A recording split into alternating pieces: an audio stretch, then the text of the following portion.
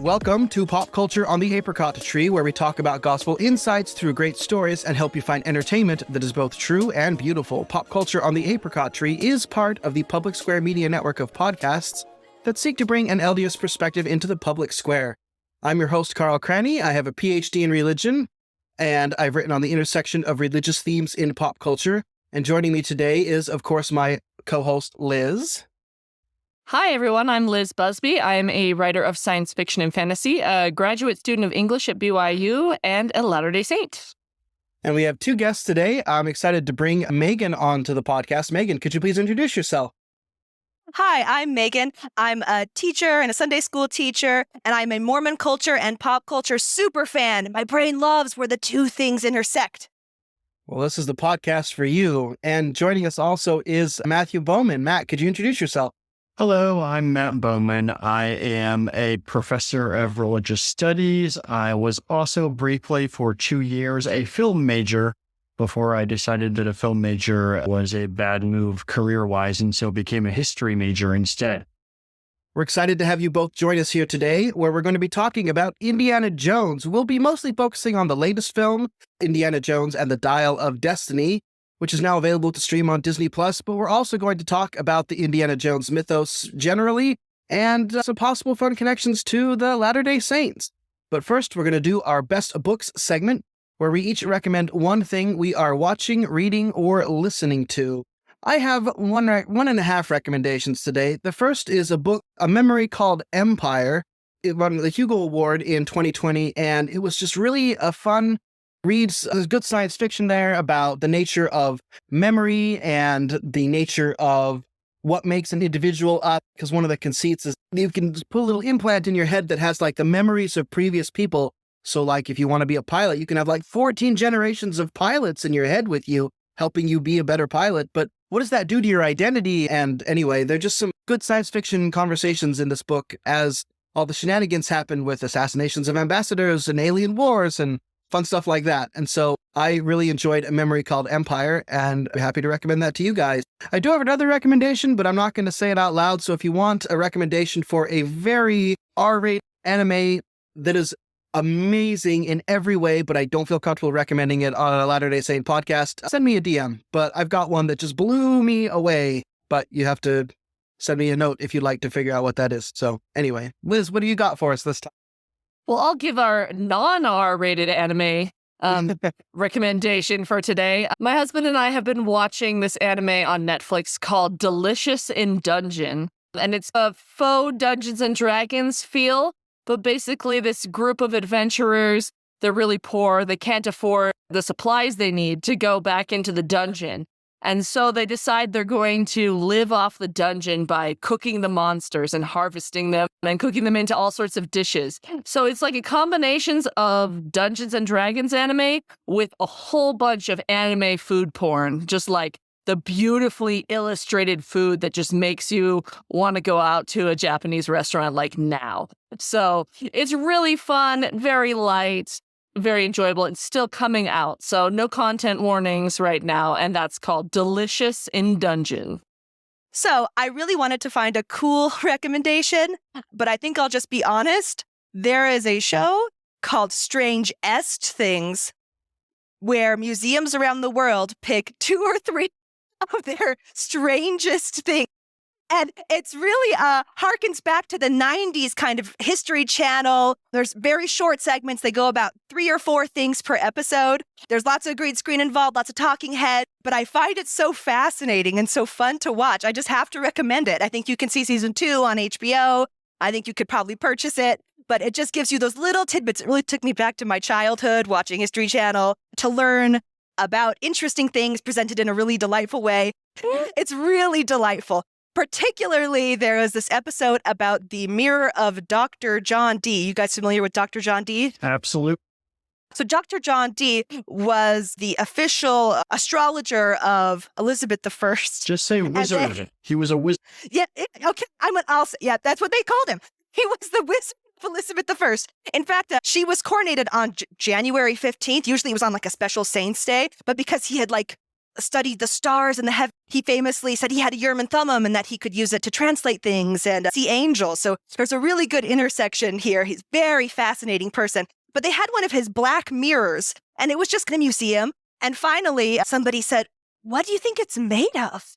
And so they did a geochemical analysis of this mirror that Dr. D had that he said he used to predict the future, a scrying mirror he used to see angels and make good decisions for the kingdom. And it's from Mexico. It's made of obsidian.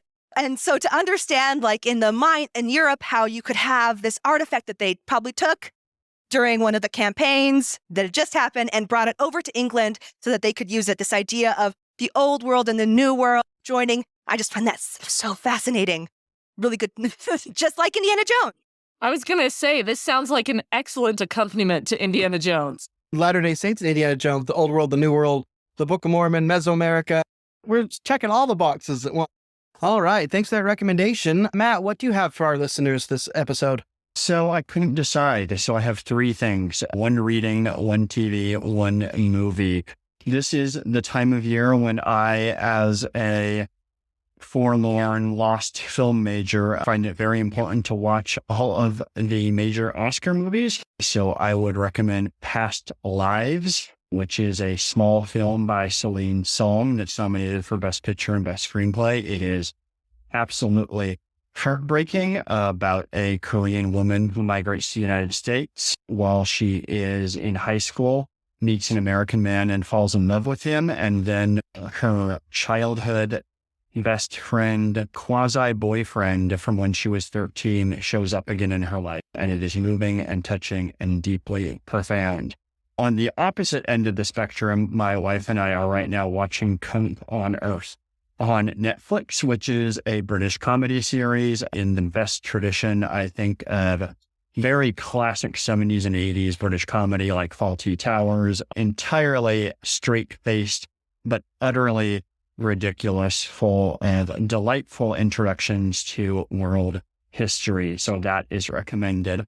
Finally, I am a deep fan of classic detective novels, and I am reading right now Daphne du Maurier's Rebecca, which has been made into a film a couple of times, most notably by Alfred Hitchcock.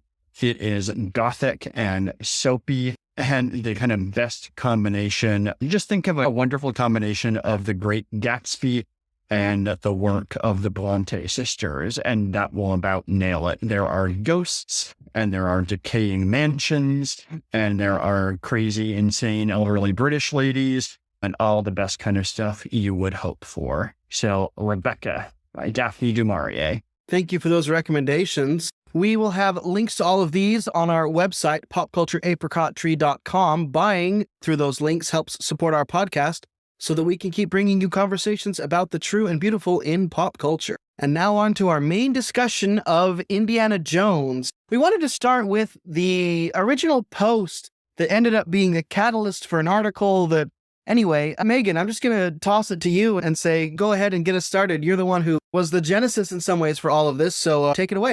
Well, imagine, if you will, a little 8 or 9-year-old girl who loves Sunday school and loves history and watches the History Channel for fun and reads history books for fun and doesn't seem to see any conflict at all with her religious beliefs and the scientific beliefs around her. And then one day she's watching a show that comes on TV and she sees someone who she really relates to, someone who studies and loves history so much, and she thinks to herself, when she grows up, she's going to enter that extremely lucrative field of academic archaeology and become just like this person. And as she grows, she learns more, and she can see that he's just like her. And then one day she watches The Last Crusade, and at a pivotal moment early on, it's revealed the main character is not only a Boy Scout in about 1912, but also in bold letters across the screen says he's from Utah. Now, I was this little girl, and I had never lived in Utah, but I understood Utah to always be a shorthand for the LDS experience, for LDS culture. If you were trying to express without saying it out loud that something was from Mormon history, you would say this person was from Utah. or this particular document is from Utah. And to have it so boldly written solidified it for me. I knew that this person was definitely as Mormon as I was. A representation for this time period in Mormonism is really rare. It seems as though when we study Mormonism, we start with Doctrine and Covenants, and it fizzles out. The way we study in Sunday school almost stops in the 1850s, with maybe a declaration here or there. But I always found it so interesting, that time in between the Utah period until about the 1960s or 70s, because that's when I felt like the culture really happened, when what I saw, the way Sunday school worked, the way church worked, the way the church government worked, really came from that time period. And in Indiana Jones, I found that representation. So fast forward, I am a mom, my husband is deployed, I am doing my annual activity where I watch Indiana Jones for Easter, and I just shoot off what I thought was obvious to everyone, this post where I say, and I thought it was obvious, I always watch Indiana Jones and the Last Crusade. I would like to remind you all that Indiana Jones is definitely Mormon. Probably Jack Mormon, but definitely Mormon.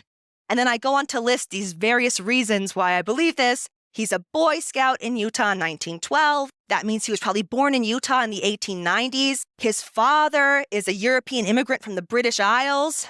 So that means he might have immigrated even as early as the 1870s or possibly earlier, depending on how old he was when he immigrated. He has this very deep religious interest. He loves languages and translations and records and artifacts, and that he also went to Harvard and became a scholar there. I was familiar with the fact that many of the children of the pioneers went back east and received very prestigious educations in that Utah period. And I just felt like it was very representative of the era. And when I wrote that down, I didn't think it would have the mass appeal. Immediately, I began to get comments. People had never thought of it before, apparently. This thing that had been so obvious to me had never struck people. And maybe it's because we don't think of the Utah period that way. But also, I know that I don't think that it was Mr. Spielberg's intent that Indiana Jones be Mormon. And I understood that. But I want to thank Lucasfilm and Mr. Spielberg for creating such an important and pretty accurate representation for me as a child of what an LDS person might be like in a heightened fantasy world in the early 1900s. I really appreciate, for me, in a lot of ways, it's the most accurate Mormon representation I've seen in film. Well, there you go, everybody. Yeah, it's so interesting. Megan's headcanon is that Indiana Jones is a lapsed Latter-day Saint. So there you have it. And of course, it was the early 1900s, so we could use the term Mormon for historical accuracy's sake then. But here we are. Indiana Jones is Mormon. Who knew? And then Matt took that and turned that into a BCC post. And so, Matt, why don't you give sort of your thoughts on Megan's headcanon that actually I think I'm going to adopt myself, just to be clear. It blew my mind. And when I saw this, and I was really mostly angry with myself that I had never noticed this. When I grew up, we had a VCR and about 6 VHS tapes. And one of them was a recording of Indiana Jones and the Last Crusade done from television. So we lost the first about 4 minutes. And maybe that's why I didn't see it, because it didn't say Utah on it. But it was labeled Indiana Jones's and the Last Crusade, which I wrote when I was 6 years old. But I had seen this movie probably 25 times. And when Megan wrote this, I thought, wow, it's absolutely correct, because it hit so many of the significant, important points about what was Mormon culture in the late 19th and early 20th century. As Megan said, right, this is a period of increased integration among the Latter-day Saints. Many of them are going east for academic education. And also, one thing she did not mention is this is the time period in which not just LDS folks, but people in the Western world generally, but Protestants of all sorts, are becoming fascinated with archaeology. The idea that we can prove the veracity of the Bible by digging stuff up is really taking hold in Britain and in Germany. There are massive European trips to the Holy Land to do this sort of digging. And of course, LDS people are doing this too with the Book of Mormon. Benjamin Clough, who was president of BYU in the 1890s, actually abandoned his job and leads a bunch of BYU students and faculty on a quest to Central America to dig up Nephites, and they walk from Utah down to Central America and back. It takes 2 years. Many of them actually don't make it. That they wholeheartedly believe that they could do this, I think proves how, what the hold of archaeology on Warren Mind was at this point. And so, of course, Dr. Jones and his son fit right into this. So yes, I read Megan's post. I thought it was amazing. She and I edited it together, turned it into a full-scale blog post, put it on By Common Consent, where it is currently the second most read post on By Common Consent of all time, behind only a post called Mormons Name Their Kids the Darndest Things 2016. And we will have that link in the show notes for those of you who have not read that post, which is amazing and wonderful and find interesting. I have to admit, when I saw that Indiana Jones was doing Boy Scout stuff in 1912, I just assumed Boy Scouts just did more awesome stuff in the 1900s, where you would go from Southern California and then go on a donkey hike outing thing for days and days or weeks in Southern Utah or Northern Arizona or whatever else. And it never occurred to me that he was Latter-day Saint. And I think you're right, Megan. I don't think Spielberg intended it for it to be that way. I don't think he knows that much about early Latter-day Saint culture in the early 20th century, late 19th century, but he absolutely nailed it. So yeah, headcanon. The reason that I really like this theory is because it fits so well with what was going on with Mormon culture in the period. You already talked about like the desire to prove scripture with archaeology, but I think there's also this kind of schism in the Mormon brain, right? Of these people who go back and get an education back east and are exposed to more high culture, coming back and then having a disconnect with their LDS culture and figuring out how to reconcile those two together. I'm thinking of Eugene England called the Mormon literature of this period the lost generation, right? Because they're the people who went back east and then had mixed feelings about the Utah culture they grew up in. They tried to represent it positively, but everyone back in Utah read it as a criticism of their culture, and they just didn't know what to do. And I see that same kind of impulse in the Indiana Jones movies, where he like wants to believe in things and sometimes manages it, but then he also like is skeptical about it. And so he lives in this like liminal gray space between things. It reminds me of like how we are today. I think we're in the same kind of period. Stephen Carter brought this up in his book that he wrote about Virginia Sorensen, who was an author during this period, of how a lot of the books written back then read so contemporary right now. Many of the issues and things people are struggling with, faith and knowledge and modern culture and then LDS culture, those issues are coming around again. And so it feels so contemporary as well. We can call it Indiana Jones and the problem of theism. Yeah, I think it's a really good point, right? I do see this in a lot of these kind of people, right? They go back east, they get all fancified and educated, and then they start to feel, some of them, vaguely embarrassed of what they see as the sort of parochialness of LDS culture, right? And then there's this big effort to build connections, right? And to show, this thing that we do in Utah, it actually mirrors this big important thing that they're doing at Harvard and that kind of thing. And I'm just going to keep doing this, so forgive me. We could also call this Indiana Jones and the invention of world religions, which is a phrase that occurred to me here, right? This is a period, right, when you have a lot of Americans and Europeans this is the era of colonialism, right? They're going to Africa, they're going to India, the British are taking over India. There are British and American missionaries setting up hospitals and schools and all sorts of things in Africa, in Latin America, and they're grappling with all of these other religions around the world, right? And you see this with Indiana Jones. The one kind of fascinating outlier in the first trilogy is the Temple of Doom, which isn't about the Hebrew Bible or the New Testament in any sense, right? It's very much this sort of weird, and it's the weird one in the first trilogy, right? It's always thought of that way. And I think because of this, it appears from this movie that the deities of Hinduism are actually real. And so we're living in a world in which the deities of Hinduism are real, but the Ark of the Covenant also works. And it appears that the Holy Grail is real too. And so Indiana Jones is undergoing this same kind of complicated grapple with the concept of religion, right? What is religion? What makes something real or not real? As so many other Europeans are when they go to India and they discover, wow, these people have this whole cosmology and worldview that has nothing to do with Christianity.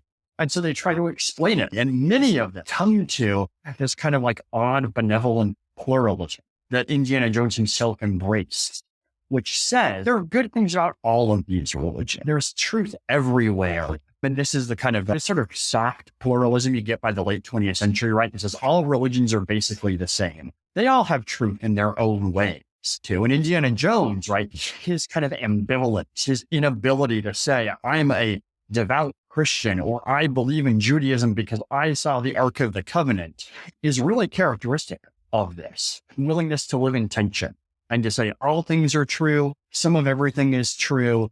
I'm not going to choose. Though I want to say, I don't know that if my experience were that of the Temple of Doom, that I would think that those deities are necessarily benevolent.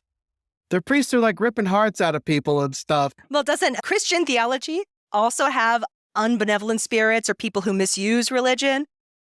Yeah. Well, this is where so many of these Americans and British people who are doing this are like really super educated Protestants. And you see this in some of the disaffected Mormons of this period, right? Who get embarrassed by the ways in which Mormonism is not Protestant, right? Because they're thinking of like good religion, real religion is about basically like being a nice person to people and praying in private. Good religion is not about like putting on weird costumes and ripping people's hearts out and waving artifacts around and stuff like that. The way that Hinduism is presented in the Temple of Doom is very characteristic of European culture in the early 20th century, which is to say all of these rituals, all this chanting, all of these people prancing around and drinking weird stuff and all of that, that's all primitive.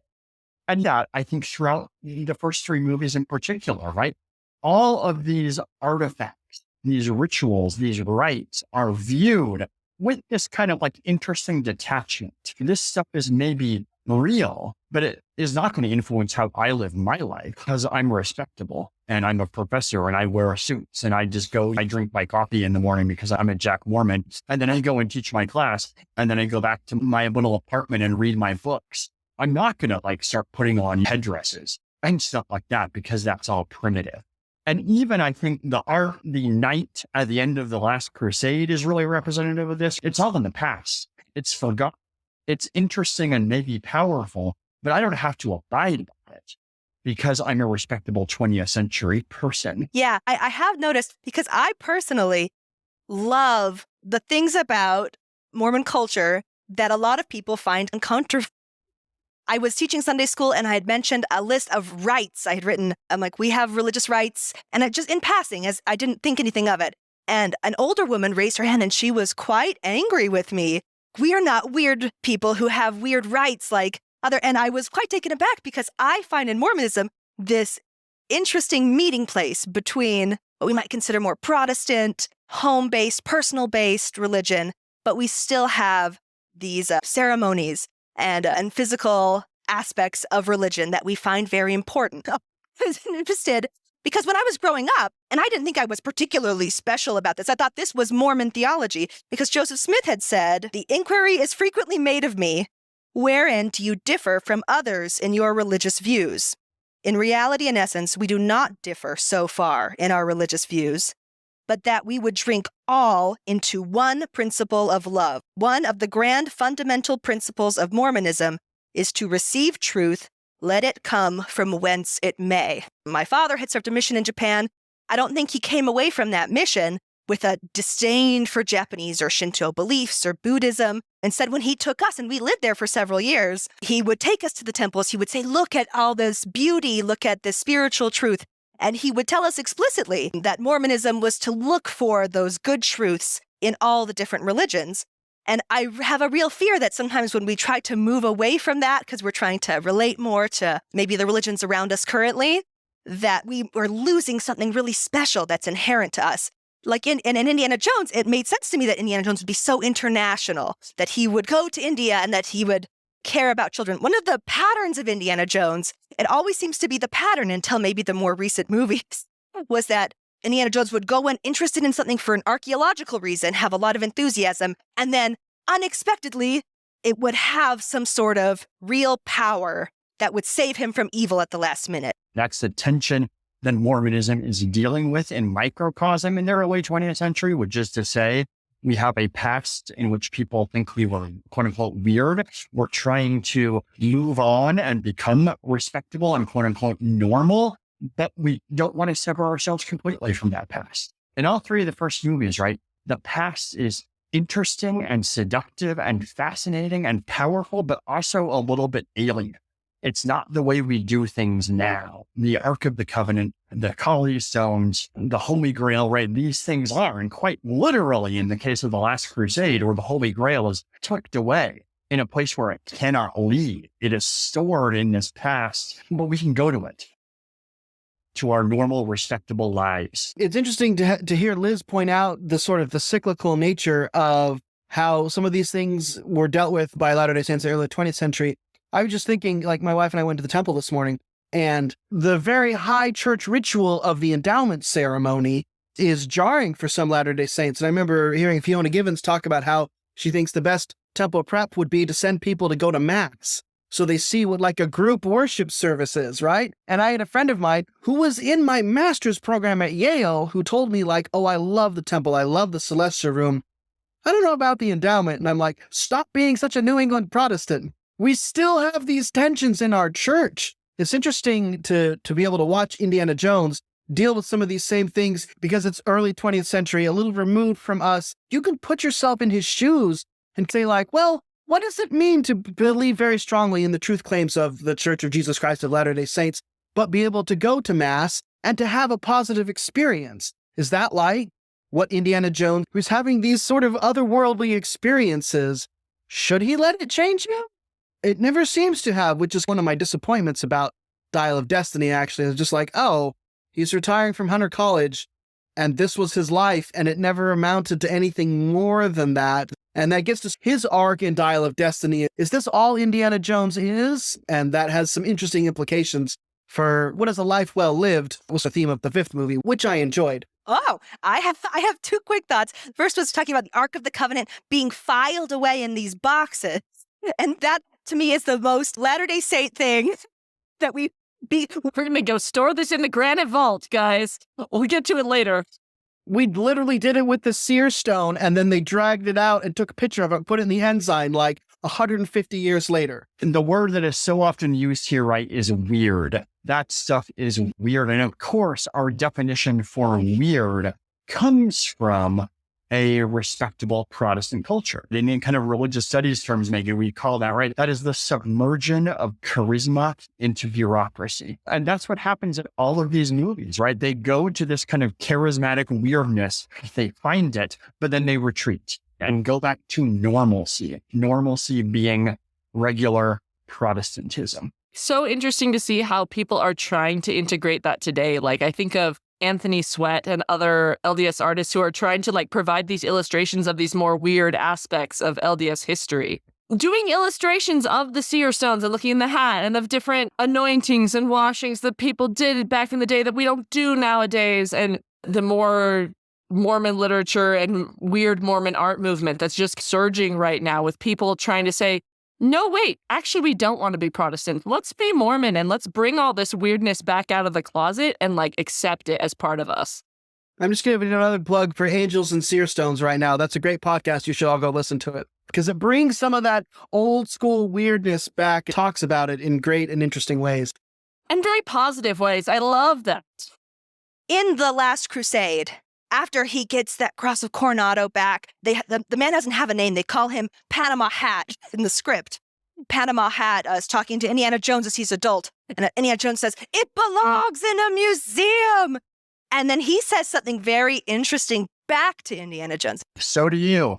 So do you.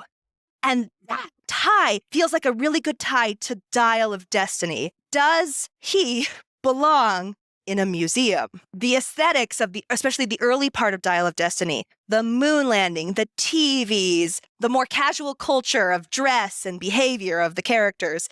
Can we bring that older approach? Does it feel too anachronistic in this modern world? Feels like kind of the conflict in Dial of Destiny that I related to. There's a part where Indiana Jones is talking to Helena, his goddaughter, and he says, why would you study the thing that made your father crazy? And she says, "Wouldn't you?" And in the theater, as I was watching it, my heart felt seen for a moment because I spend so much of my time studying this cross between LDS culture and history. And I said, yeah, like, this is how I feel talking to people who say, this thing was such a conflict to your ancestors. This thing feels like a paradox. Why would you study it? This thing that's driving your ancestors crazy. Because I think it's worth it. I don't think it belongs in a museum. We need it now. Notice, right, one thing that strikes me now about that exchange between the Panama Hat guy and Indiana Jones is Indiana Jones says the cross belongs in a museum, which is fascinating. Does the Holy Grail belong in a museum? Does the Ark of the Covenant belong in that big warehouse? Right? A museum is where you store something and you put it away and you make it safe and you defang it. And to say, right, that about the past, I think shows Jones's as a character, right, this really complicated draw that he has towards the weirdness and the strangeness and the interestingness of the past, but also his desire to contain it, to keep it safe, to leave it somewhere where it's not going to actually change people, right? And or destroy whole armies like the Ark of the Covenant might be, right? The American army could have used the Ark of the Covenant, but they don't, right? They instead put it away and make it safe. History always changes, and what becomes weird and strange and the thing that needs to be put in a museum changes over time. And where he is grappling with that in the first 3 movies, he is the one who is being grappled with in the last few movies as the thing that maybe needs to be put in a museum. It just reminds me of an exchange I had with a friend of mine who was an art historian visiting a monastery in the Sinai Peninsula at the place where at least they think this is the actual Mount Sinai. And there's this gorgeous mosaic there. And he's looking at this mosaic going, I want to cut this out of the wall and go put it somewhere where it's climate controlled and contained so the art can last forever. And then part of my response was like, but don't take the art out of the monastery. Like, why would you do that? Yeah. That's where it belongs in context. It's so interesting to see him wrestle with that tension as an art historian, but also as a religious believer. And that's great, right? That disjuncture between the academic and the believer, right? Do we think, right? Boy, like if we found the Ark of the Covenant, would contemporary Jewish people and Christians want it stored in a warehouse? Would they want it in a museum? No. It is contemporary Protestants, right? As I'm being a little bit flip with that, but I think it's true, right? People who understand religion to be about personal ethics, about being a nice person, about fitting into society, avoiding that kind of disruptive weirdness that all of these things provide. They're the ones who would say, no, leave it where it is. Like, let the Ark of the Covenant be out in the world where it's supposed to be, not in a box in a warehouse somewhere. One of the stories, I think, in the Indiana Jones movies is how the contemporary world defangs all of these religions, right? And makes them into something that's safe, put away in a museum, not active, disrupting the world. Well, that's the thing I want to talk a little bit about is the 4th movie, which is so weird because suddenly there are transdimensional aliens as part of all of this. And when you put all 5 of the movies together, it seems like there just happens to be a lot of weird stuff in the universe, right? It's all very Shakespearean, more things dreamt of in heaven and hell than dreamt of in your philosophy, Horatio, including aliens from the world between worlds or whatever he says at the end of the movie, right? And so it's not that God exists and had some covenant with the Jewish people. It's just that they happened to find an artifact that would melt their enemies' armies. And it's not that Jesus Christ is the Son of God. He happened upon an artifact that makes people immortal. It's not that the crystal skulls actually imbue you with some kind of religious significance. They just happen to be the skulls of extraterrestrial beings that are really smart. It's not that right? So you just have this really weird, bizarre world as a whole that now you have to try to make sense of. And it's interesting, Matt, you bring up, I would say there is a difference between putting Coronado's cross in the museum where people could visit and look at it, and putting the Ark of the Covenant or the Holy Grail, like, safely tucked away where nobody's ever going to see it again. That to me feels like there's a difference between those two as well. But this question of how do we make sense of the world when there are all these varying contradictory things going on, I think actually the fourth and fifth movies take away from the power of the original trilogy, because the middle movie was just, okay, that was a little weird, because I'm the theologian here, right? About how real is all this stuff? Where does it come from? Who's powering that ark? Like, where does it get its ability to melt Nazis' faces off? Suddenly, when you have two sort of monotheistic things coupled with three non-monotheistic things, now that we have the 5 movies, it reduces the questions and the power that we've been talking about that I think are mostly dealt with in the first 3 movies. And then the last 2 movies end up being more of a commentary on Indiana Jones, the character, rather than the world itself. Yeah, and I think they make it explicit in the 5th movie where you've got this fake, the opening ending of the adventure is this fake Christian artifact, the Spear of Longinus that was used to pierce Christ. And that turns out to be a fake, and then we proceed to go on to something from ancient Greek and it's science-based. I think there's definitely some symbolism in that transition there. And this question about science, right? And what is science? And of course, after World War II, there's so much grappling in American culture with the relationship between religion and science, especially after the atomic bomb, right? And after the discovery of genetics. There is a famous book called Chariots of the Gods that is written by this Swiss hotel manager named Erich von Däniken. Von Däniken says all religious traditions are basically the same.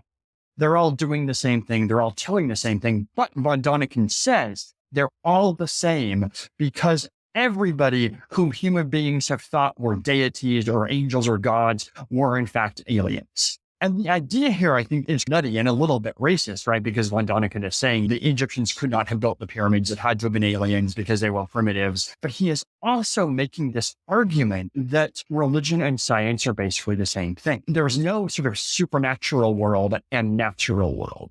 There's only this universe. This is the famous Arthur C. Clarke line that all sufficiently advanced technology is indistinguishable from magic. That's what von Däniken is saying about religion. All religion is really just technology we don't understand.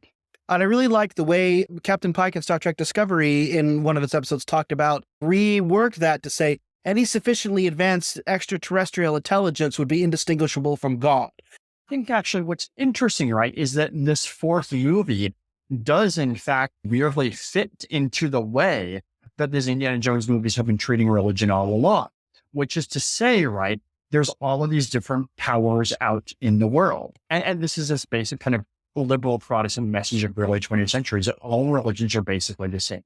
They all do basically the same thing. They all can grant human beings power and salvation and so on and so forth. To use a word I used before, they're all pluralists. All the movies reject exclusive monotheism. They say there's multiple powers, there's multiple weird things in the world, and we're just grappling with them.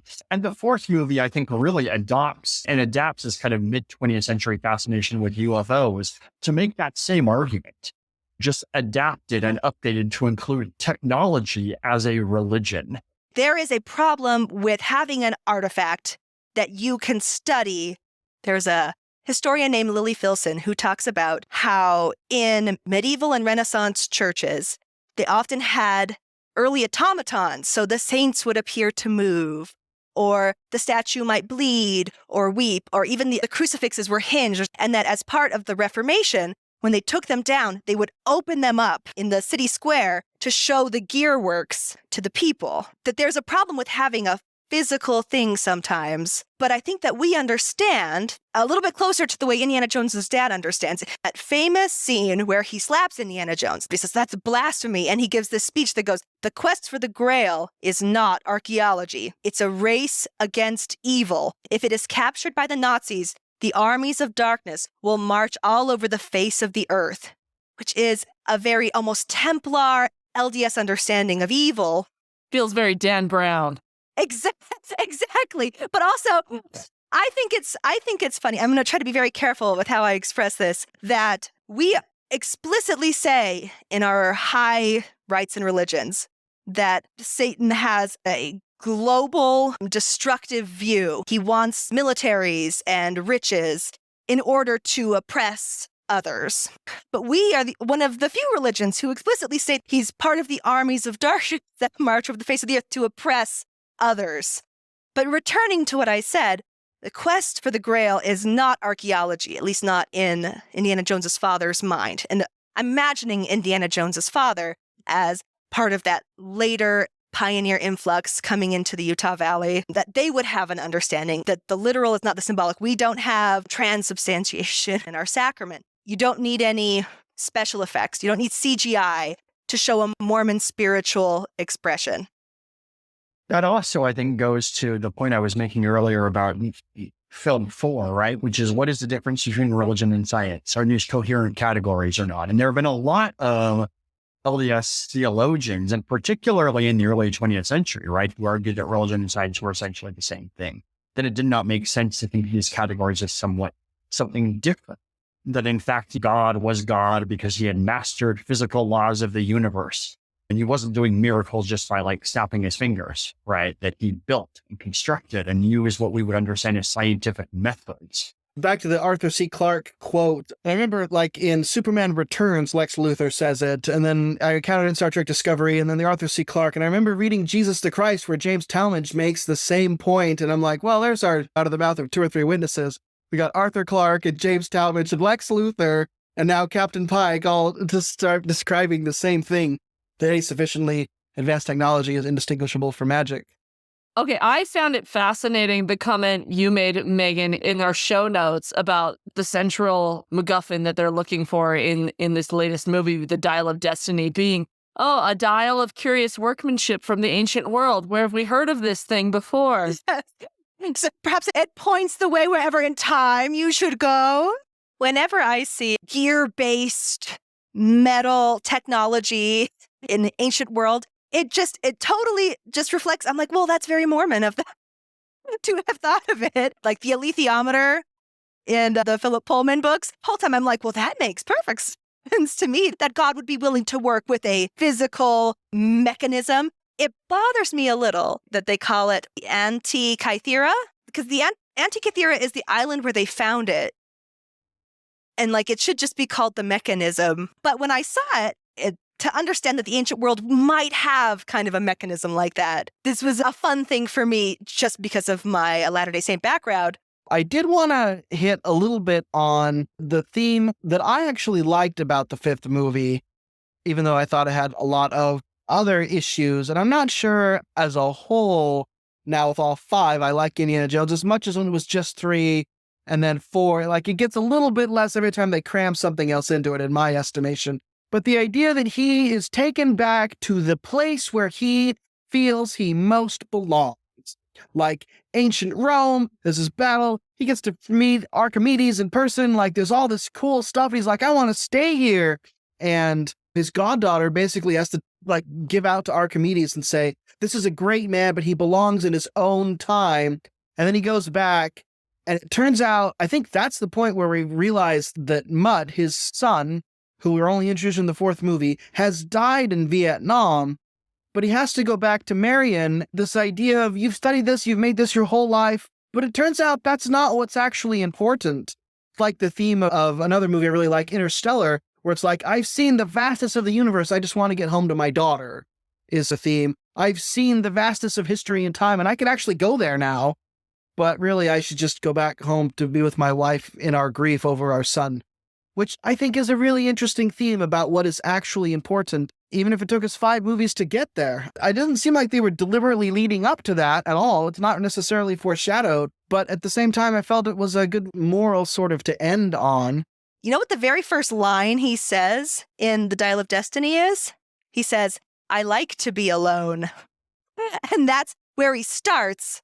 And then by the end of the movie, he is with his wife, he's back with his family and Helena, and he's not alone anymore. Like, he could have left, but maybe he didn't always want to be alone. I personally think it's irresponsible to have a time machine and not use it to go back in time and save Antonio Banderas. That seems like a sin. And just as a nerd point, I love that the bad guy in Dial of Destiny, like there's the science fiction trope, right? Oh, what's the first thing you do when you invent the time machine? You go back and kill Hitler. He's like, no, he's going to go back and kill Hitler and replace him and do his job better. It's like, oh, good. I thought that was one of the few like really clever things when I said, no, they're going to go back in time and the bad guys are going to kill Hitler. It's such an excellent twist on the trope. Going back to the family thing, I think you could tie it back to his reconciliation with his dad in the third movie.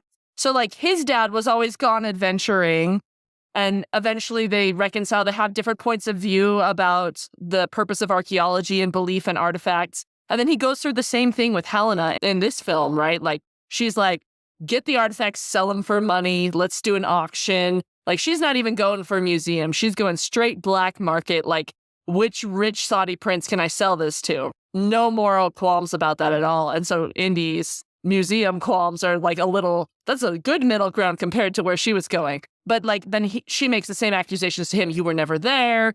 And so in a way, that's like him fixing the mistakes that his father made with him, like trying to repair this cycle that's going on. And very contemporary, right? The purpose of everything is personal fulfillment with your family. So much for saving or transforming the course of civilization. All right, well, let's move on to our ratings segment then. This is mostly going to be about Dial of Destiny, but I don't know if you want to talk generally about the Indiana Jones saga, all 5 of them now, feel free to do so. So our first rating is on content, clean versus objectionable material, and we rate it according to the Latter-day Saint Afterlife, Celestial, Terrestrial, Telestial, and Outer Darkness. Where would you put this movie? We'll start with you, Liz. Where do you rate this one? So I was getting ready to watch the 5th movie for this podcast, and I was talking to my husband. I was like, oh, we should watch these with the kids. And he's like, do you remember the massive amounts of like gore and violence that go on and like pulling people's hearts out of their chests? So you probably know from the original 3 films, there were some moments of violence that I was like, whoa, I'm so used to superhero, very clean violence. That I was like, oh, like we're actually going to stab through things and like see that happen. So maybe a little more violence than I would watch with like young kids. So I'm going to put it with like Terrestrial, just for the violence aspect. It was a little bit shocking compared to superhero movies. If you're used to superhero violence, it's much less clean. Megan, what do you think? How would you rate this one on our Latter-day Saints Afterlife scale of objectionable content? I think that you're right. I think it's Terrestrial. I think that even in early films, it almost seems more cartoonish, but there's quite a bit of blood. They kill a lot of people with no resolution. Didn't have to kill the FBI agent that way. I don't think that was necessary for the plot. Who dares kill Antonio Banderas? I'll make it Telestial just for that. That's a crime. Matt, how about you? Terrestrial for the flagrant looting of ancient civilizations. Yes, you get to talk about the nature of the British Museum with your kids after this film. I think I would put it at a high Telestial, a low Terrestrial myself. And I think that would be true of the overall 5 movies as well. Like, does the guy get chopped up by an airplane propeller in the first movie? And let's remember that Raiders of the Lost Ark was the movie that they created the PG-13 rating for, literally.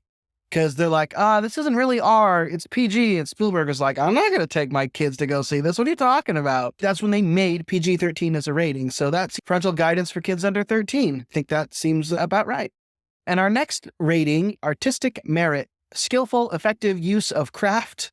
Our rating is 1 to 5 popcorn balls. We'll start with you this time, Matt. Dial of Destiny in particular, but anything you want to comment on the rest of Indiana Jones as well? And I will actually even say this about Temple of Doom. I think the first 3 are stone cold masterpieces. 5, I think maybe because I had that VHS tape for my youth, I actually like the third the best. That one is a 5. I think both Crystal Skull and Dial of Destiny, I think, are worthy efforts, but aren't quite there. Frankly, I think they're both just a little bit too long. They need to be better.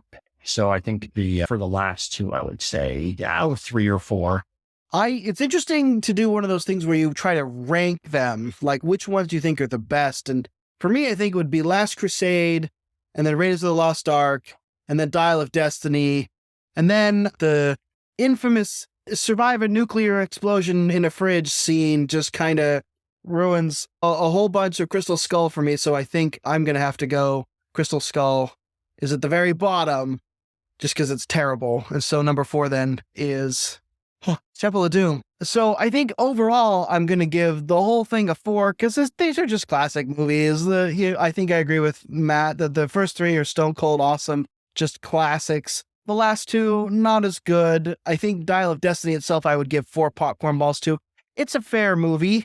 It hits a lot of the same sorts of things, just with Harrison Ford being in his 60s now. Overall, I give the whole thing a 4. I give Dial of Destiny a 4. Crystal Skull gets a 1. I did not like Crystal Skull hardly at all. I'm sorry. Megan, we'll have you go next. Artistic Merit, 1 to 5 popcorn balls. Wow, 4 popcorn balls seems very generous for Dial of Destiny. I think it might be a high 2. I'll give it a 3 out of Christian charity, just because I feel like there's actually a really good Indiana Jones movie in it. I just can't see it. I didn't feel emotionally involved as much as I do in other Indiana Jones films. And I went in the best of circumstances with the whole crowd full of like crazed Indiana Jones fans when I saw it. And everyone still went, wow, and left. So I think 3, 2 popcorn balls. Liz, how about you? So Megan really covered the end. I wanted to talk about the beginning of the film because I heard Brandon Sanderson give a talk on kind of the Indiana Jones format where you start in medias res of the previous adventure and you finish it, and usually he fails, and how that sets up the tension because Indiana Jones isn't perfect. He doesn't end up winning that one. And so we know that he's imperfect as he goes into this other one. And the way that you can do all of the exposition part of the movie while you're wrapping up that previous adventure. I just love that genre convention that they've got going. And I think this movie nailed that beginning part. I really like the Nazis on a train and the blowing up of things and going through the floor with the unexploded bomb. And I thought the beginning was really epic. So I'm going to give it 4 just for nailing the Indiana Jones opening and like being a good example of like this revival of kind of an older action movie style. And our final rating is Gospel Connections 1 to 5 apricots, morally edifying messages. Megan, we'll have you start this time. What's your thought on Dial of Destiny again specifically, but maybe Indiana Jones as a whole? I think Dial of Destiny, I'm going to give it 4 apricots because I think that the overall message was love of family and kind of a kindness for elders was a part of the plot that watching Harrison Ford and Indiana Jones struggle through around the younger people, struggle to fit in the new society. I'll give it 4 apricots for showing us some moral lessons. Overall, Indiana Jones as a whole is definitely 5 apricots, especially the first 3 movies, but we all can't be perfect, which is also an important moral lesson. Sometimes you're a crystal skull. Oh, Liz, we'll have you go next. Gospel Connections 1 to 5 apricots. I mean, for the LDS connection, I would like having that discussion is awesome. I would give that 4 apricots. I'm going to go with 4 apricots overall, like talking about the connection between like belief and doubt and science and theology and all these fun LDS connections that you can blow your kids' minds with. I said, we all remember that famous conversation he has with his dad where he says the last time we had a relaxing drink together, I had a milkshake. You got to have a milkshake with your kids before you watch Indiana Jones. But it's a very LDS, it fit well within my headcanon. Nothing in them can't fit in my headcanon. 5 apricots for the milkshake. Definitely. Yeah, no, I think generally what we have learned from all 5 movies is that Indiana Jones exists in an LDS cosmology. So 5 all the way. All right. I mean, I'm going to be the negative Nancy. Do it. So Dial of Destiny, I'm going to give 4 to. And Liz knows, and the listeners of the podcast will know, I don't want to give something 5 unless there's like an explicitly like a Jesus gospel connection sort of thing, right? Like I just reserve 5s for that.